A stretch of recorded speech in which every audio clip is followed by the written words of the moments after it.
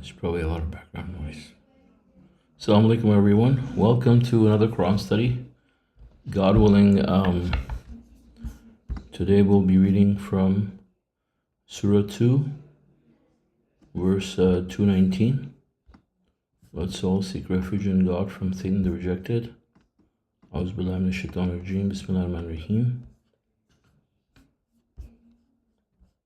Surah 2, verse 219. Intoxicants and gambling prohibited.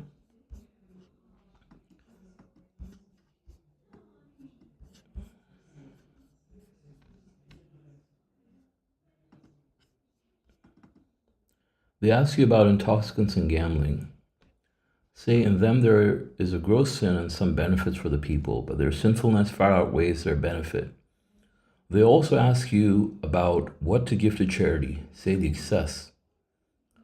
God thus clarifies the revelations for you that you may reflect upon this life and the hereafter. And they ask you about orphans. Say, bringing them up as righteous persons is the best you can do for them. If you mix their property with yours, you shall treat them as family members. God knows the righteous and the wicked. Had God willed, he could have imposed harsher rules upon you. God is Almighty, most wise. So, as the subtitle says, intoxicants and gambling are prohibited. Some people think that because it doesn't say verbatim intoxicants and gambling are prohibited, that intoxicants and gambling are not actually prohibited. But that's a lie, because God calls them, God doesn't just say they're prohibited, God calls them the abominations of the devil, right? So that means that it is something, if something is an abomination of the devil, it's obviously not lawful, right? And it's more than that, even, it's harsher than saying something is just prohibited. When you say something is an abomination of the devil, that is, pretty serious. So it is definitely prohibited. And as it says, intoxicants and gambling, it doesn't just say drinking is prohibited or marijuana is prohibited. All intoxicants, any intoxicants that cover the mind, hashish, marijuana, heroin, all kinds of intoxicants, anything that basically covers your mind is prohibited, and this is further explained in the appendix that is written by the Messenger of the Covenant. It's really clearly spells out that any intoxicant, anything that covers the mind, is specifically prohibited. And so definitely, for example, if someone thinks that they can take mushrooms because it doesn't say mushrooms, literally it doesn't say that, but the word that is used is khamr, which means to cover up. So anything that covers up your judgment, your mind, it could be any intoxicants, right? It could be something prescribed by the doctor too, but if you realize that it is something that is going to cover your mind, God tells us who's more evil than those who fabricate lies about God. So if something is prohibited and they're telling you that it's lawful, then that is something that is very evil. And anybody who advocates that, definitely is someone who, you should look at as, someone who's evil. And there is an entire appendix that is written by the Messenger of the Covenant about this, and you can check it out. And it talks about all intoxicants and gambling, all intoxicants, being prohibited by God. And it's under Appendix 35. It says drugs and alcohol. It says there's no compromise. It's a very short appendix, right? It says there's no compromise whatsoever regarding illicit drugs and alcoholic beverages. They're called abominations and the work of Satan. In 2:219, which we just read, in 590, we see that intoxicants, gambling, the altars of idols, and games of chance are strictly prohibited. The word used for intoxicants is khamr, from the root word khamara, which means to cover. Thus, anything that covers or hinders the mind is prohibited. This includes anything that alters the mind, such as marijuana, heroin, cocaine, alcohol, hashish, or anything else that affects the mind, or any says, and it's so when it says and anything else that affects the mind, you can't say that it doesn't mention like this intoxicants or that intoxicant, right? Because anything that alters the mind affects the mind by covering up your judgment or hindering your judgment in some way, in this manner is prohibited, right? So as we can see that this is something that is clearly outlined for us, and there's no ambiguity whatsoever for anyone. So, Satan should not be allowed to come to people who call themselves submitters and try to find loopholes for these people. For people who are clear about Quran, they know that these things are prohibited by God, and nothing good will ever come out of it. Even people who take them for medicinal reasons understand that it never cures any disease or any condition that one may have. They may be temporary relief, but then it brings the consequences. There's many things, as you can see the footnote. It says the world now recognizes the economic benefits from manufacturing alcoholic beverages and illicit drugs. The world now recognizes that the economic benefits from manufacturing alcoholic beverages and illicit drugs are not worth the traffic fatalities, brain damage to children of alcoholic mothers, family crisis, and other disastrous consequences. Check with Alcoholics Anonymous and Gamblers Anonymous for more information. Right? So yeah, I mean, of course, there's a big business, big industry out there for intoxicants, for gambling. People have casinos and factories for manufacturing alcohol, and they will not stop at anything to lure people in as many as possible, to get them, to encourage them to, engage in such abominations. They're adorned by Satan in people's eyes. So, that's why you see like expensive advertisements that, showcase glamour and style and charisma for people who are drinking. But if you look at the reality, it's really the opposite, and it's really bad. And if you want to have a miserable life, then this is the way to go. Pretty quickly your life will become miserable, if it's not already miserable from not following the message, right? But if you follow the message, you're a submitter. God will give you happiness. God will give you relief from all your problems. You don't need to escape and find happiness, or false happiness, false promise of happiness by going into these things. And then the other thing we see here is that we're asked about. I mean, it says they ask you about what to give to charity, so you should give the access, right? So access is when you have extra, right? I mean, you have your monthly expenses, you have your bills, you have your rent, your mortgage payment, whatever, your utilities, your all your expenses, are covered, right? Now you have extra money, so you can give more charity, right? But the 2.5% is a minimum. But on top of that, if you have any excess, excess means that you have unnecessary amounts of money that's just gonna, go into like some kind of account where you're saving. Doesn't mean that you shouldn't be saving. If you want to save, you should save money too.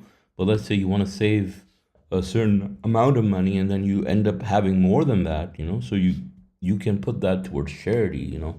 It's not to cause any hardship for us, but to make it go into a post retirement account, right? Everybody likes to save for their retirement, so that they can enjoy maybe the last, I don't know, 10 or 15 years, or at the most like 20 years of their life, or 30 years, let's say, if you're going to live to be 95. And they don't think about the hereafter, which is the real life, which is the eternal life. And so that's what we should be investing into and saving for. And we can do that by giving to charity.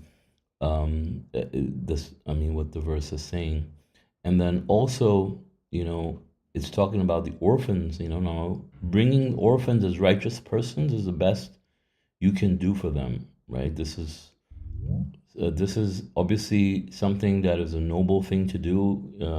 Orphans are children that are helpless, that don't have like a father or a mother present in their lives, as the messenger of the covenant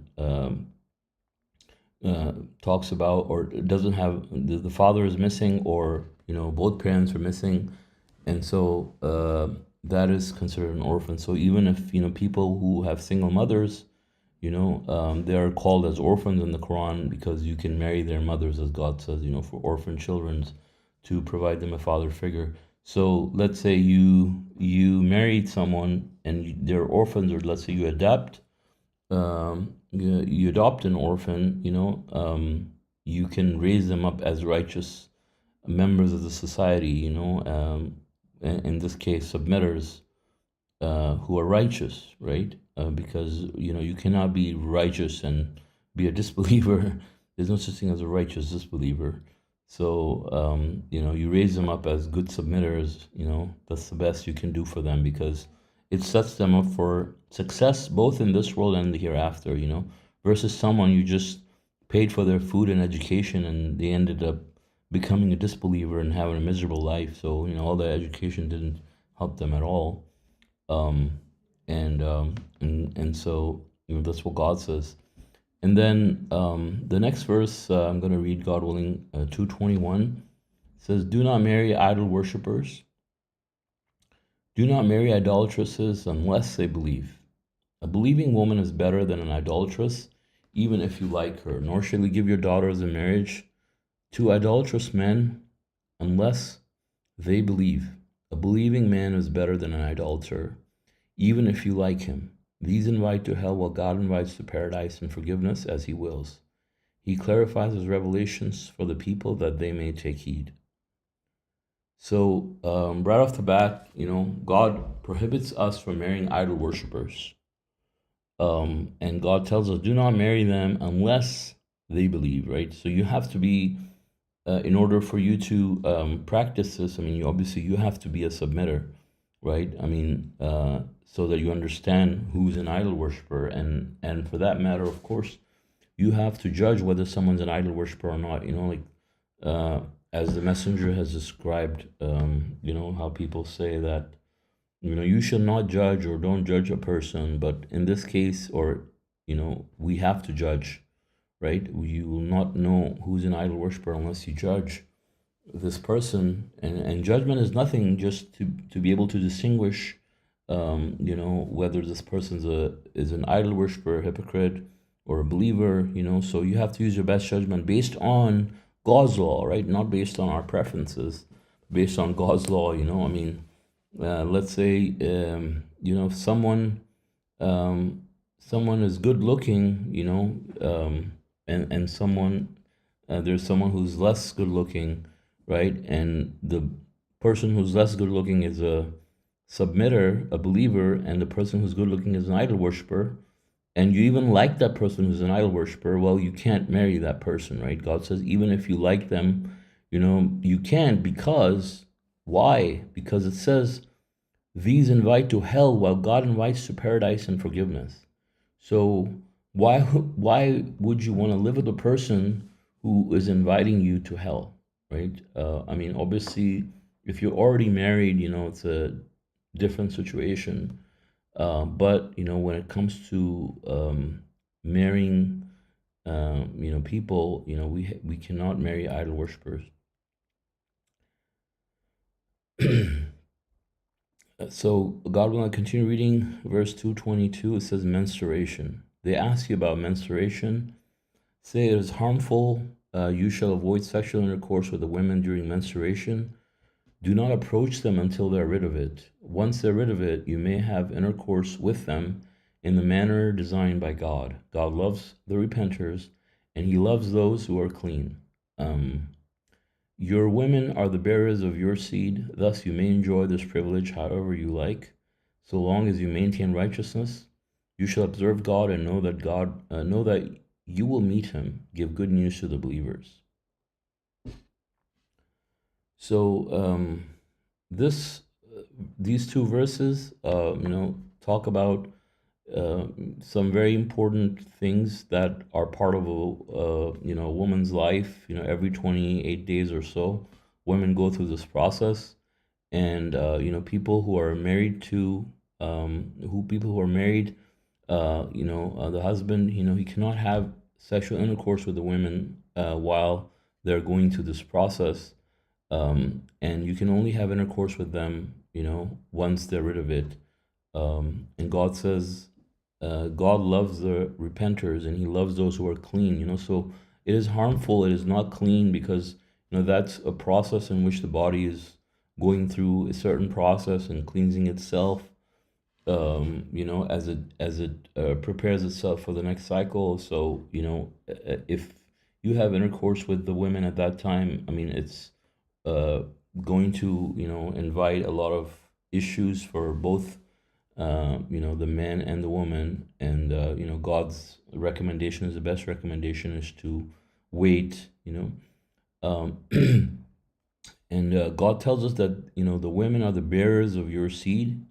So it is an allegorical um, description on how God has created women to bear the children. So the as we know, the gender of the baby is decided by the man.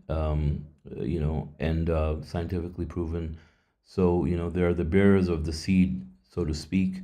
So I mean, all of that is scientifically backed as well, as we can see, right? And God tells us that we can enjoy this privilege as long as we maintain righteousness. Obviously, as people go through this process, many people deviate in many different ways, and do a lot of evil things, as we know. So God tells us not to indulge into evil practices and maintain righteousness. And God gives good news here to the believers that they will meet Him. Right now, meeting God is something that should make us happy, right? Because that's what the soul, being a part of God, should want more than anything else. Being farther from God, it brings misery, and being as close to God as possible, is happiness for our soul, is growth for our soul, and is joy and happiness for us. So meeting God, is the best thing that we can hope for, and God is letting the believers know that they will meet God. As we know that not only the disbelievers will not be able to withstand God's physical presence, they will not be able to even see God and the angels. They will be resurrected blind, and only the believers will be able to enjoy that awesome sight of God and the angels, and see all of this. But all the disbelievers will experience is misery and hell and darkness. They'll have no light whatsoever, no blessings. In this world, obviously it's different because God has temporarily allowed them to enjoy the materials of this world. I mean, all these are blessings, but they're not just exclusively reserved for the believers. Disbelievers can have as many of these worldly materials, right? For example, not true happiness and peace of mind, and happiness for the soul, because it's an exclusive quality of the soul, but they can enjoy the materials. It means nothing because it's an illusion. But in the hereafter, they will not have anything. They will just have misery. They will not even have like superficial benefits. And we're being reminded of that. So God will continue reading through 2 verse 224. It says, "Do not take God's name in vain," and that's the subtitle. And it says, "Do not subject God's name to your casual swearing, that you may appear righteous, pious, or to attain credibility among the people. God is hearer, knower." God does not hold you responsible for the mere utterance of oaths. He holds you responsible for your innermost intentions. God is forgiver, clement. So what I want to add here is that, when it says do not take God's name in vain, like some people think, for example, you can't say like, oh God, or or may God help me, or whatever. Some people think, oh, why did you mention God? Like God has nothing to do with this, or you say God willing even, and some people get upset, say you're taking God's name in vain. So there could be many scenarios you mention God, but mentioning God is a good thing. However, you cannot mention God with the intention of appearing righteous or pious or to attain credibility among the people. There are people who are pretentious and they go out of the way to mention God's name, and not this makes me laugh every time I say this. But not only do they make it their business to mention God with in every sentence that they say to appear righteous and pious, or every other sentence, but they even like change their demeanor and their tone and everything, to sound angelic and pious. And it is truly like an off-putting thing, to see, because we're not here to show off. We're not here to show people that we're righteous. We're not here to tell people that we're doing our salat and we worship God and we worship God alone. And, like, so, I mean, yeah, so, like, people have, like, for example, Jesus necklace and tattoos about Muhammad, and lockets with the Quran and God's name in it and stuff like that, and people have bumper stickers and things like that. But the thing is, obviously, we should not be idol worshippers. But when it comes to God, when you're mentioning God, you have to understand that why are you mentioning God? You have to ask yourself, as you mentioning God because God tells you to mention Him, God tells you to remember Him, or are you mentioning God for these reasons that are described in the verse, to appear righteous, to get people's trust? It's so I mean, we live in a world, obviously, surrounded by people who are pretentious and hypocrites, and they're hypocrites, hypocritical people all around us. You don't hear people mentioning God.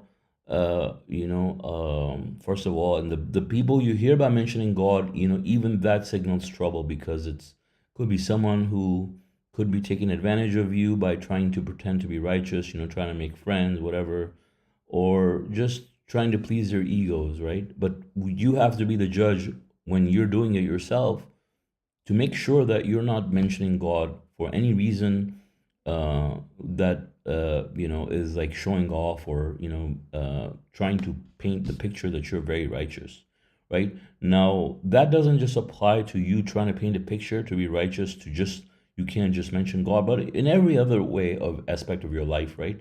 If you find yourself doing things in front of people that makes you want to, that should tell people that you want to appear righteous, that tells that you're doing to show to people, I mean, that you're appearing, that you're righteous, then you're on the wrong track, right?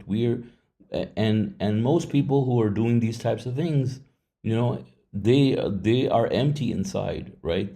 Because they're just doing it to create a persona and an image for others, to impress people, um, to get praise, etc. Right? So we're not doing it for any of those reasons, believe me, because all of that is going to be left here. It's going to backfire on people, and eventually these people are exposed at some point. If they're not exposed in this life, ultimately in the hereafter, all of that is going to come out, right? But we're doing it because we have to worship God, and we understand that God is our Lord and Master. He's the one controlling everything. We understand why we're here, and we understand what we have to do in order to make it back to God. So we're doing it, right? Any other reason anybody is doing it, obviously they're hurting themselves.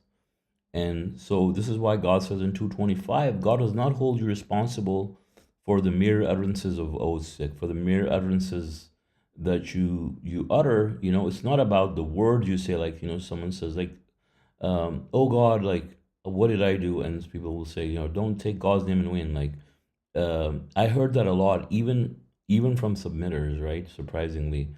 But what we have to, if you can understand the verse, it's talking about your intentions. Why are you saying this? You're saying this to appear righteous, or you're saying it because God tells you to remember Him, or because you are thinking about God, or even if it's just a habit. If it's just a habit too, I mean, obviously that doesn't fall in any of those categories. Of course, the best course of action is that you say what you mean, you understand what you're saying, and think about God and mean those words. Obviously that's better, right? But God says He doesn't hold you responsible for mere utterances of oaths. I mean, your intentions matter.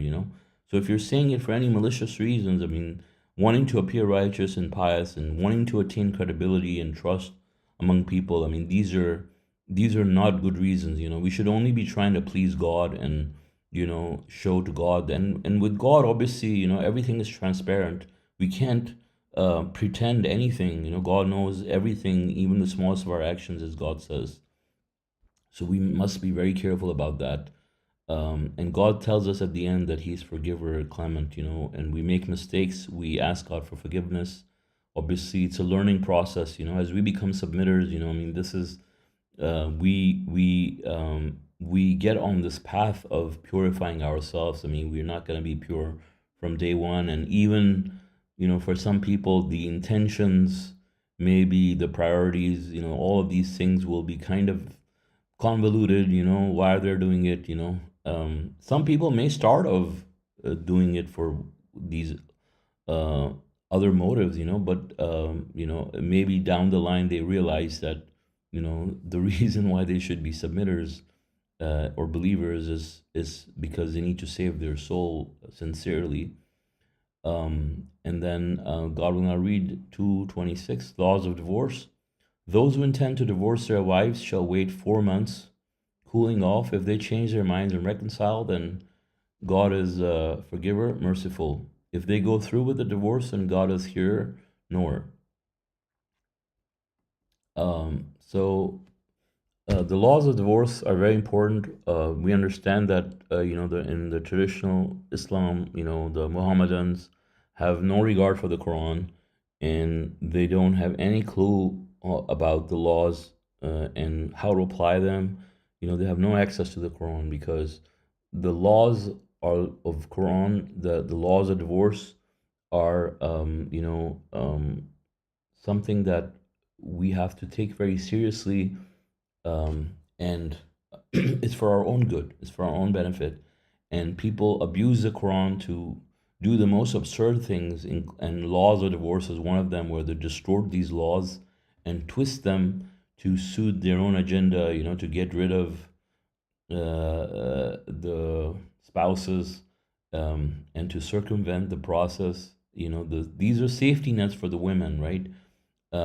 If you want to divorce a woman, you should wait 4 months, or a man for that matter, right? You should wait for 4 months. And why 4 months? Because it's not a decision you can just take on impulse, right? You could be mad at someone and take a decision and then regret it 2 days later. And that's exactly what happens when people divorce their wives. I mean, they get angry or upset, lose their temper for whatever reason, and then they say, "Oh, I divorce you," and they say it 3 or 4 times, and now they think that the divorce it has been done and has been done like 3 times, which doesn't make any sense. And then then they regret it and they go through like all kinds of unquranic ways to try to remedy it.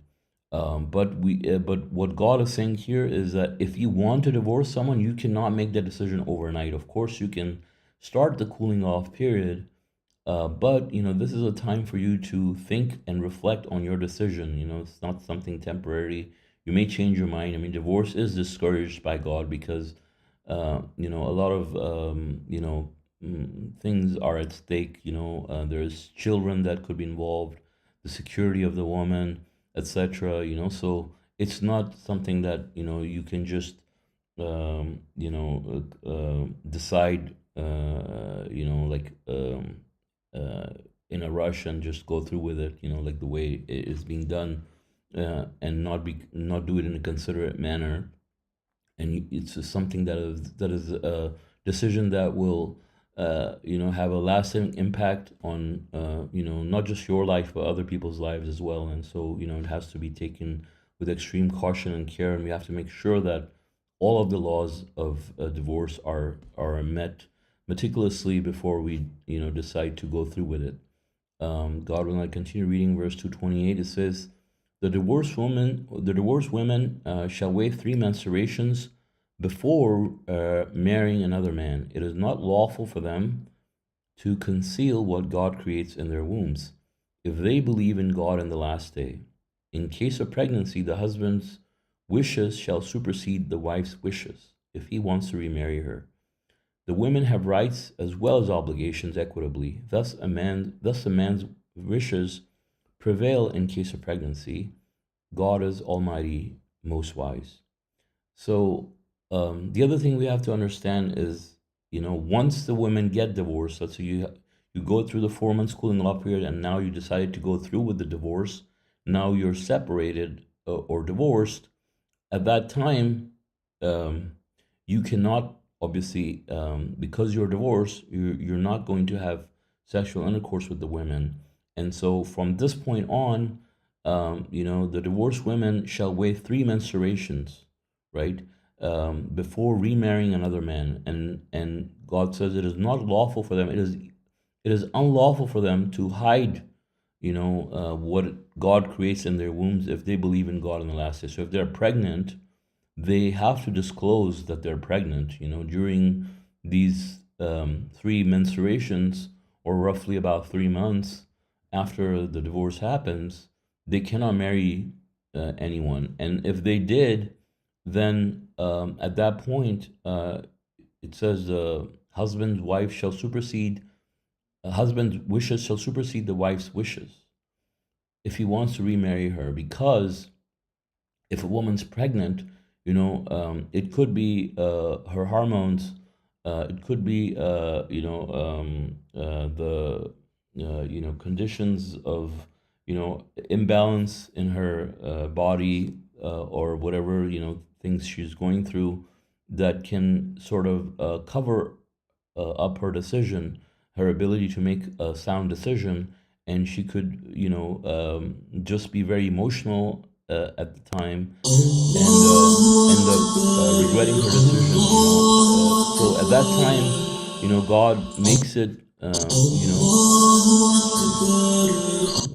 So at that time, God says that the husband's wishes shall supersede, and so, and then it says it is not. It says the women have rights as well as obligations, and so women have rights now, right? Women have the right to divorce, but they also have obligations, because if you're gonna have a child, the child needs to be taken care of, and so you have to be responsible at that point. You can't just break away, and the child could be potentially have no father in that situation if she decides to leave, or have a stepfather, etc. And there could be other issues. The wife has to be taken care of, and so there could be many reasons why this provision is in place for the protection of the woman, rather than the man. I mean, many people may think that this is for the benefit of the man, because his wishes are overriding the woman's wishes. But in reality, I mean, the man is caring for the wife, knowing that her decision is not based out of rational at this time. She's going through a lot, and he needs to be understanding, knowing that she's going through a difficult period of her life. Very difficult physically and psychologically, and emotionally. So you have to account for that and make excuses for the wife, and even if she's asking for the divorce at that time, like he wants to remarry her, he can remarry her, right? And then God says the divorce may be retracted twice. The divorced woman shall be allowed to live in the same home amicably or leave amicably. It is not lawful for the husband to take back anything he had given her. However, the couple may fear that they may transgress God's law. If there is a fear that they may transgress God's law, they commit no error. If the wife willingly gives back whatever she chooses, these are God's laws. Do not transgress them. Those who transgress God's laws are the unjust. So this is the part where, obviously we understand that, the so-called Muslims uh, are doing this instant divorce and so many other stupid things. Right? God says divorce may be retracted twice. So it means that you can divorce a woman and then go through the cooling off period, whatever, and then you have finalized the divorce at that time, right? But then you realize that you made a mistake, and even that at that point, you can remarry. You can basically not remarry, but like you can, uh, I mean remarry, but like really you're retracting the divorce, right? Um, and so the retraction can happen twice, right? So you marry a person, then you divorce them, right? Then you can retract it and marry that person again. So now you're married to this person the second time. Then you retract it, then you divorce again, and then you retract the divorce, and then you marry the person again now for the third time. So now after that, if you divorce the person again, you cannot remarry the same person unless the spouse marries another person and then divorces that person, then she's eligible to remarry, and that's like three chances given to you because imagine if this provision was not in place, people would just haphazardly like divorce women every other day, not every other day, but every year, a woman may get divorced and then divorce is retracted, just to keep her on the edge, and so that's not the case in Quran. You can only do it twice, right? And after that, she has to end up marrying another person. So if you really love your spouse, you will not do that for the third time, right? Divorce in itself is a very traumatic process that one has to go through. So that's why it says in 230, if he divorces her for the third time, it is unlawful for him to remarry her unless she marries another man. Then he divorces her. The first husband can then remarry her so long as they observe God's laws. These are God's laws. He explains them for people who know. And then 231 says, do not throw the divorcees out onto the streets. If you divorce a woman, once they fulfill their interim 3 menstruations, you shall allow them to live in the same home amicably or let them leave amicably. Do not force them to stay against their will as a revenge. Anyone who does this wrongs his own soul. Do not take God's revelations in vain. Remember God's blessings upon you, and that He sent down to you the scripture and wisdom to enlighten you. You shall observe God and know that God is aware of all things. So this is a very important commandment, and this is in the Quran, yet we can see that most people, even people who are supposed to believe in the Quran, that they end up divorcing the women in this brutal way. They end up throwing them out of the house, which is very, very evil, right? Because imagine being a woman and being put in that situation and then being thrown out of the house. Now you have nowhere to go, and it's just a recipe for disaster. And so God is clearly prohibiting uh, people from doing that. I mean, you have to do it very amicably. And God says you shall allow them to live in the same home amicably or let them leave amicably, right? I mean, the verses are straightforward, the laws are straightforward, and God says, do not disregard these laws, right? If you understand, remember God's blessings, He's enlightening you, giving you these commandments. Observe God, that God is aware of all things. Um, and then it says in 232, if you divorce a woman once they fulfill their interim, do not prevent them from remarrying their husbands if they reconcile amicably. This shall be heeded by those among you who believe in God and the last day. This is purer for you and more righteous. God knows while you do not know. So it says, if you divorce a woman once they fulfill their interim, do not prevent them from remarrying their husbands if they reconcile amicably, right? So let's say a woman, got divorced and went through her waiting interim, and then you ended up marrying her, and then you guys ended up getting divorced. Now this woman went through the cooling process, then went to the waiting interim, and now she's decided that she wants to go back to the previous husband. Don't stop her from doing that. If they decide to reconcile amicably, let them reconcile amicably, right? So this shows to us that there's no sort of control that someone can have over a person. If it's a two-way contract, right?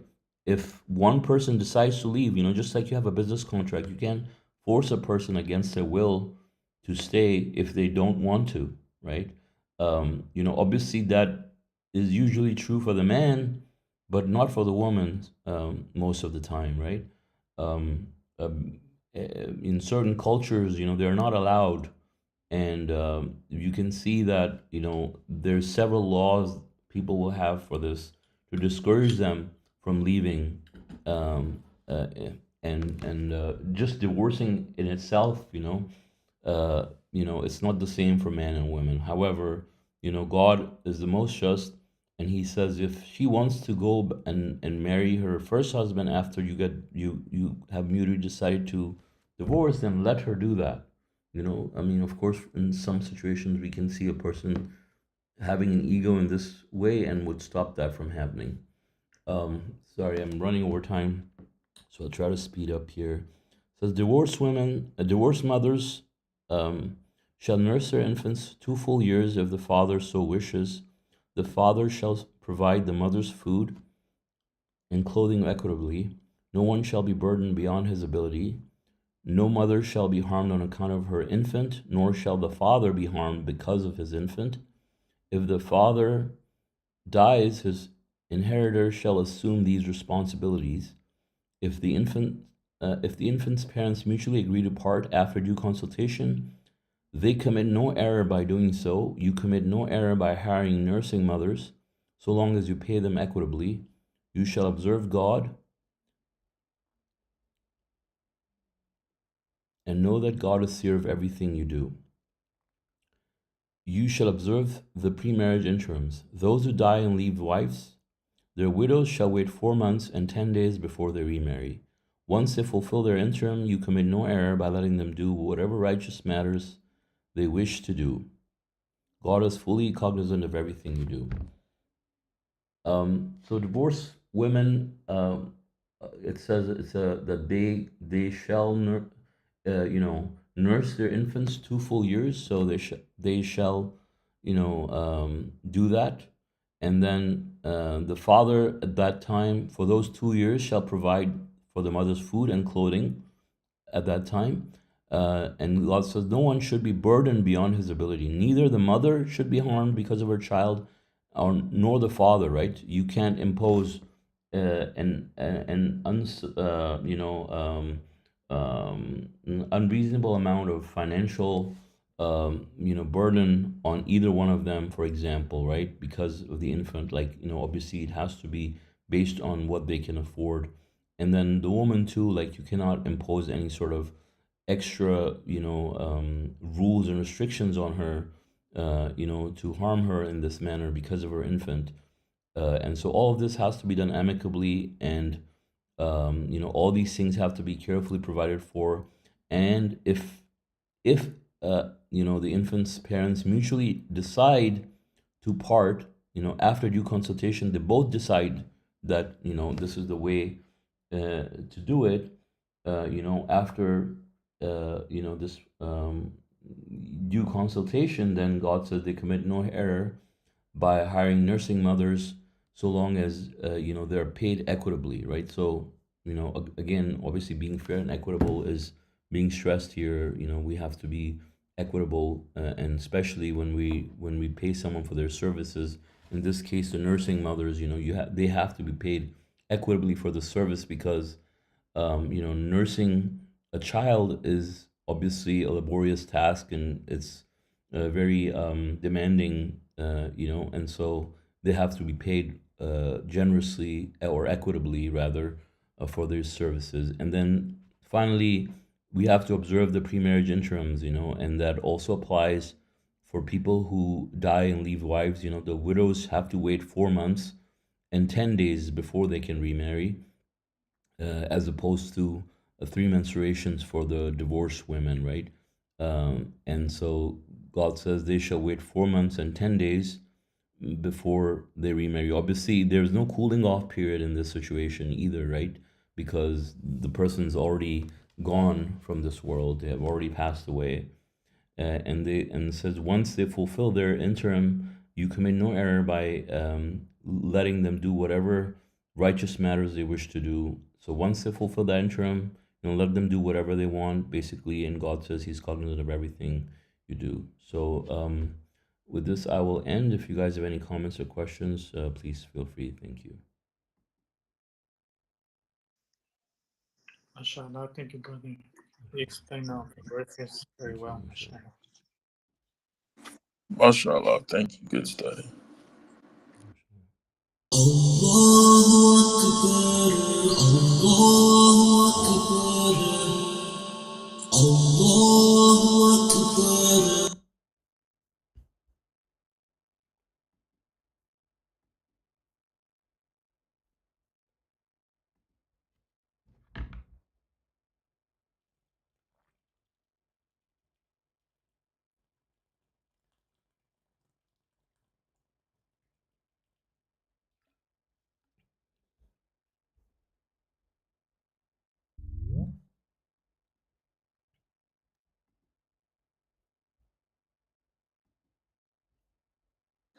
Yeah, it's a good point about a good reminder for all of us about mentioning God's name in vain. Because, it's easy, like you see, or you're saying something, in agreement with somebody, or you're just, being kind and stuff.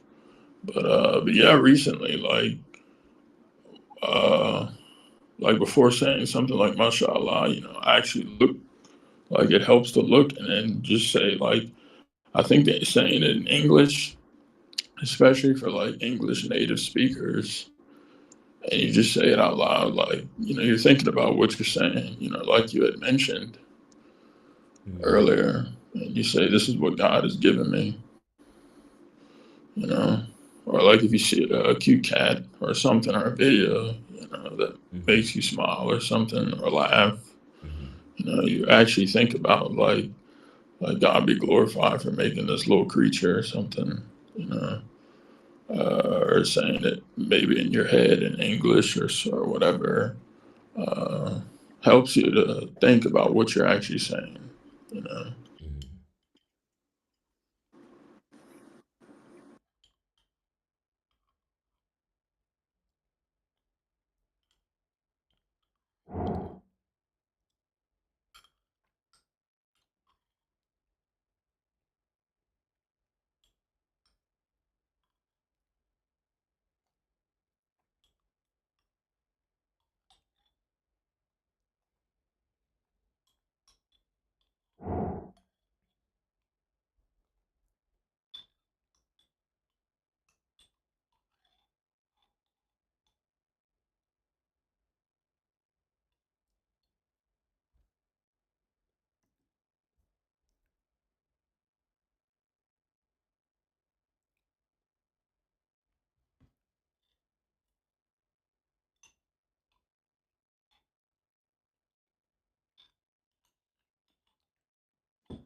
Yeah, Brother Jaffer says, right, there's a verse, I don't remember. It Yeah. basically says, Yeah, there are there's a those good who verse mention that God all says the that. time, but of course, in a good way, sort of unexplained. Yeah, Yeah, mashallah. even even before like starting your car too and stuff, Hmm. like it's There, uh You know, like saying, I mean, saying in Arabic too, but like thinking about it mentally in English helps, I guess, uh, like understanding it too. It says they remember God while sitting, standing, or lying down. Is that the one you're referring to, brother? Or commemorate Him day and night?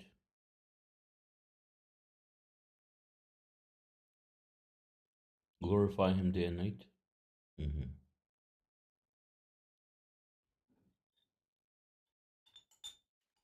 Yeah, mashallah, this is what God has given us. Hmm. Hmm. Yeah, and also the verses specifically talking about um, mentioning God, like swearing by God, etc. Like people will do it. I swear by God that I will do this or I didn't do this. And the person thinks, oh, this person brought God into it now, so they believe in God. This person must be righteous. I must believe him. And this is the mentality of the person who's doing it. This is a classical example, and that's why we see, like for example, the Arabs, say, I swear to God, like with everything, everything. Oh, I swear to God, I swear to God, all the time. What does wallahi mean? Yeah, I swear to God. Oh That's what it man, means. okay. Yeah, I used to hear a guy I used to work for back in 2015. He used to Yeah, say "Wallahi," and he would yeah, just keep talking yeah, in English yeah, and stuff. But yeah, yeah, I didn't know what that yeah. meant. That's Okay. exactly what they're doing. Yeah, yeah, I'd hear that a lot. Makes sense. Yeah, on the phone and stuff, he'd be saying it. Mm. You know. Yeah.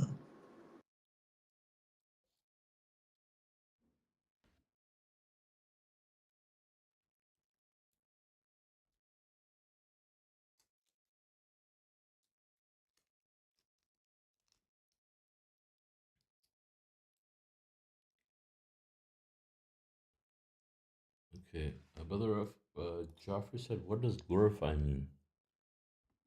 Glorify means to praise God,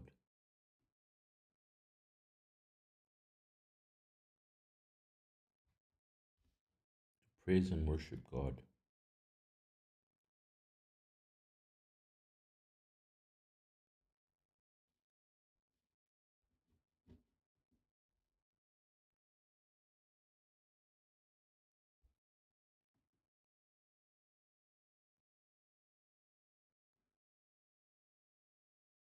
Okay, not as a question. Okay, yeah,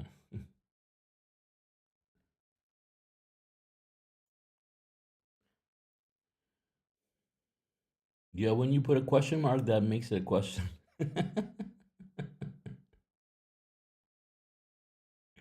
Just kidding.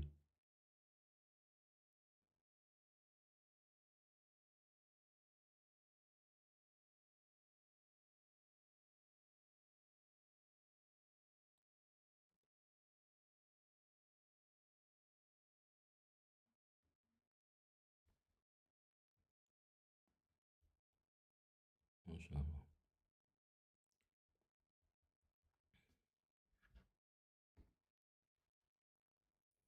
Yeah, I mean, subhanAllah, like when you look at the Quran, I mean, there's so many of these laws, it shows that, God wants us to be considerate of people as we go through our daily lives, especially our spouses, I mean, obviously, it talks a lot about divorce, and it also says a lot about when you're married, so, but clearly, I mean, divorce is something that has cannot be taken lightly. It's a very serious process. Can be very taxing on both the spouses. God wants it to be as um, as easy as possible, for both people to transition through that period, especially the woman being the, weaker uh, counterpart in this, more vulnerable, not weaker, I mean. more vulnerable in the situation and easy to be oppressed. So, special consideration has to be taken care of, especially by the husband, that, they're not victimized in any manner.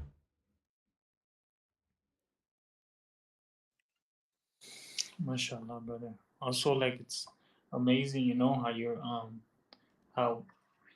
how like everything is explained and detailed, Mm-hmm. like all these things that the human being goes through, divorce, etc. Like Mm-hmm. everything is explained in detail, and Mm-hmm.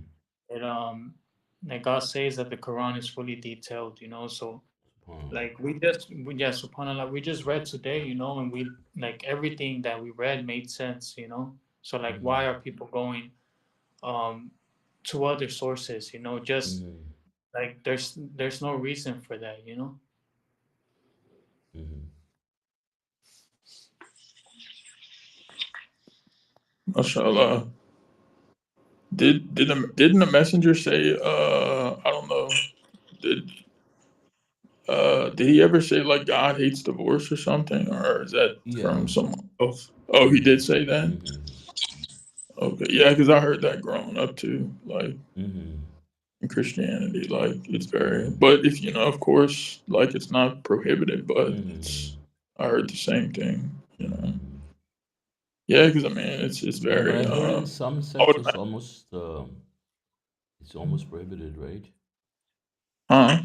In some sects in Christianity, it's Yeah, yeah. almost Actually, prohibited. they take it. Yeah, they take it extreme. Like, they actually it's under the guise of righteousness. I've seen this. Like, Mm-hmm.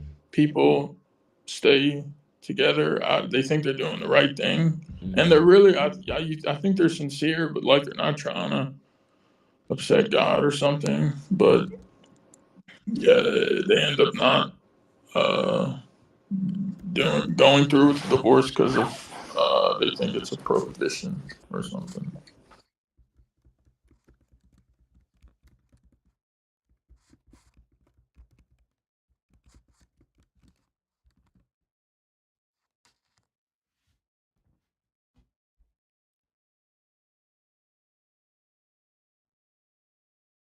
Yeah, so it says in the Roman Catholic Church, it is prohibited and it is considered uh, indis- indissoluble. So it does not. Roman Catholic Church does not recognize divorce. Says instead, Catholics must pursue a church annulment, which means the marriage was invalid from the start. So that is also the bad because they're obviously trying to circumvent, obligations and stuff. And civil divorce may be tolerated in some cases, but the Uh-huh. church still considers the couple spiritually married unless annulled. Right.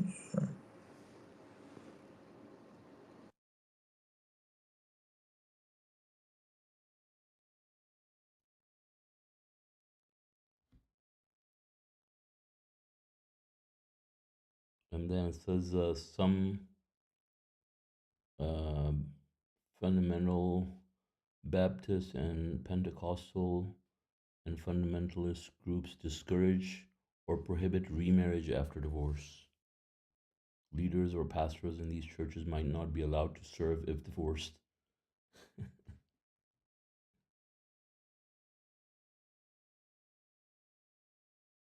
Yeah, I could see that being very true with like Mm-hmm. Pentecostals and stuff. Mm-hmm. Yeah, I mean, thank God, like brother Raphael was saying, it's a good reminder, like just to think about like how detailed, like any Likewise. problem you may have or Mm-hmm. any issue, or not even it doesn't even have to be a problem or issue. Like if you just anything and everything, like you need the rubric for life and how to live and what to do in this situation. It's all laid out in this book. Mm-hmm. We aren't left, wondering anything. Mm-hmm.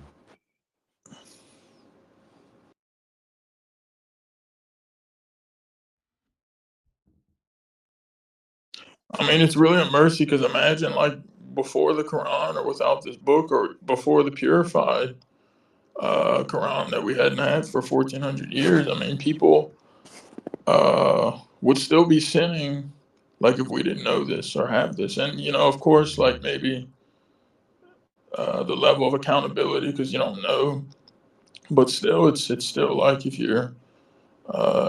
you know don't um, uphold like if you're uh, and if you don't know, it still counts against you. Mhm. So, but thank God for this wisdom here. Um,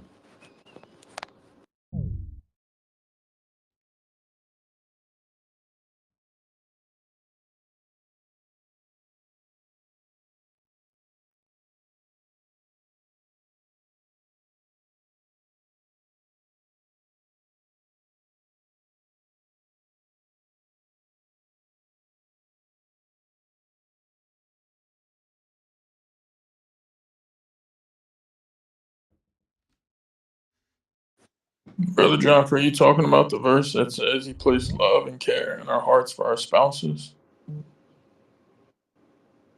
Oh yeah, yeah.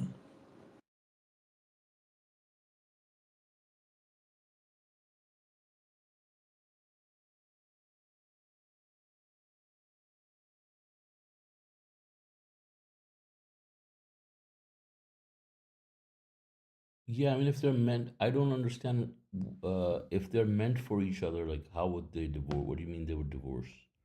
Divorce happens when, obviously, there is no love, right? When we're not talking about people being infatuated or thinking that they like each other, but we're talking about true love.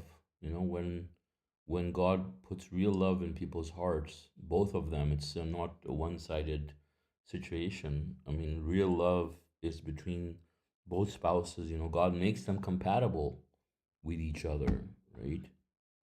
So in those situations, there will not be a divorce.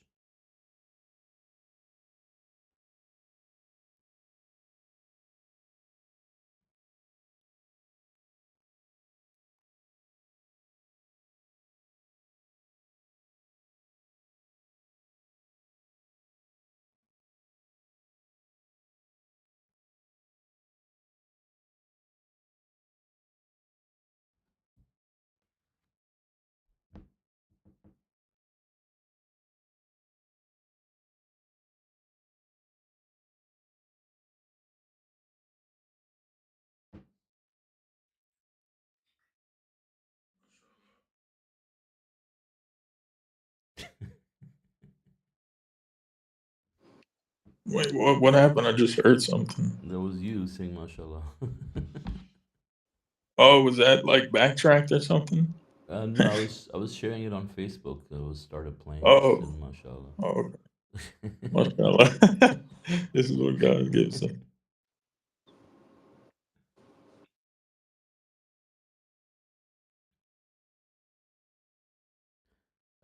Bill Jaffa says, how can we distinguish real love and the other one? Uh, okay, so the Messenger of the Covenant has given a sermon about marriage, right? So he talks about like knowing the person, like love is not some esoteric thing, like mystical thing that like um it's very practical, right? In the sense that you, let's say, like, you love certain foods, right? Or you love certain clothes or certain colors or certain people, in your life. I'm not talking about your spouse, let's say, but just for the sake of simplicity, let's understand it, in the broader term, right? Like, you love, let's say you love certain types of music, or certain genre of movies or whatever, right? Certain types of books, um, or certain types of people, right? So you like certain types of people because you like certain qualities that these people exhibit, right? Not the way they necessarily the way they look but on more hopefully at a deeper level, right? So in the same way, like when it comes to your spouses, it's the real person that you're gonna live with, right? Not the body per se, but the whole person you're gonna have to spend your rest of your life with.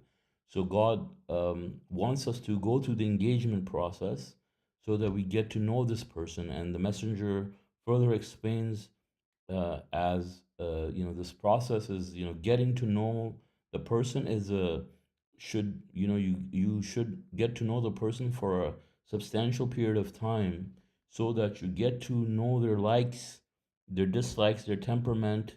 You basically get to know the person inside and out, and based on these qualities that you discover during this time, you will end up either really loving the person or hating the person, and it's going to be obvious for both people, because if you end up loving the person, you will love these things about them, these qualities about them. Like if like you were to ask yourself, like, what do I like about this person and what do I not like about this person? And then collectively you understand that you like this person, and you find yourself being more compatible and being more attracted, after knowing these things. You don't feel repulsed by this person, and you discover and get to know them more and more. Then that means that you love that person, right? I mean, you saw all the qualities. Like it's like I hate to put that in the same category as like any object, but like just for the sake of understanding this concept, like let's say you buy something or you try some product or something. You at first, like, there's two products you got at the same time. Let's say you don't know which one you want, but they both look the same, right? But as you get to use them, you find out this product has these features, so these are all the qualities that you begin to discover about them, right? So it's based on all those qualities, those attributes, that you either will love the person or you will hate the person, right? So when we talk about love, we talk about like love as in love versus hate, right? Or like versus dislike. It's nothing like out of the ordinary. I mean, these are things we understand. So you have to know the person, you have to know their qualities. I mean, people not always, but normally, a lot of times people will confuse love with infatuation, where there's this mystical thing that just clicks on from the first day, and they think that they love each other, and they etc, but as they get to know them, then their qualities, they realize that they don't love them as much as they thought they did. And you find out it's a very common occurrence that people say they fall in love and then they fall out of love, or they love a person and then love turns to hate. These are all scenarios where the people just rush into it, and without getting to know the person, and they become intimate before getting to know them, and then they realize that it's too late. And then when the intimacy comes in, obviously they confuse their feelings, for this person. I mean, there's a big confusion at that point, right? Because the physical intimacy itself, has some psychological, effects and physiological effects that can confuse your feelings. But really, if you follow God's law, you're not, being intimate with them. You get to know them first. You discover all their qualities. Based on those qualities, if you're meant for that person, you'll end up you'll realize that this person's meant for you. So you like the person based on their qualities. You love the person based on their qualities that you find out over time. You can't overnight fall in love with someone and think that they're meant for you, just because they make you feel good, or you like the idea of being in love with someone. It has to be concrete. Like, you get to know them for a sufficient period of time, as I said, their likes, dislikes, their temperament, all these things, and then you can make that decision whether you love the person or not.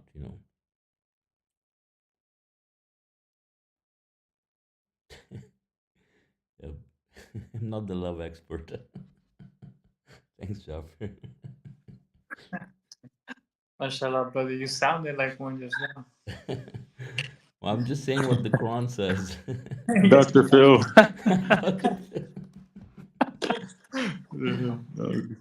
MashaAllah.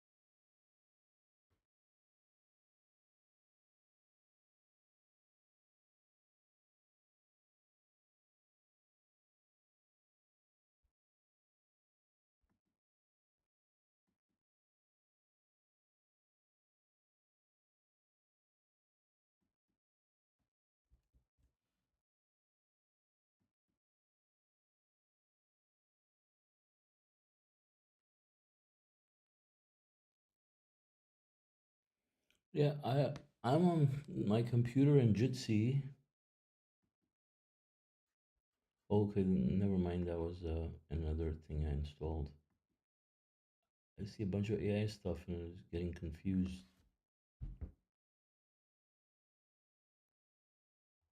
If it's part of Jitsi or what, it's just on my browser. Part of DeepSeek actually.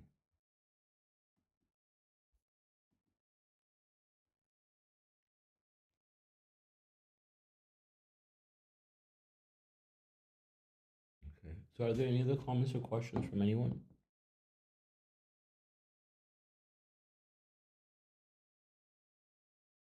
Any off-topic questions anyone wants to mention or ask? Comments?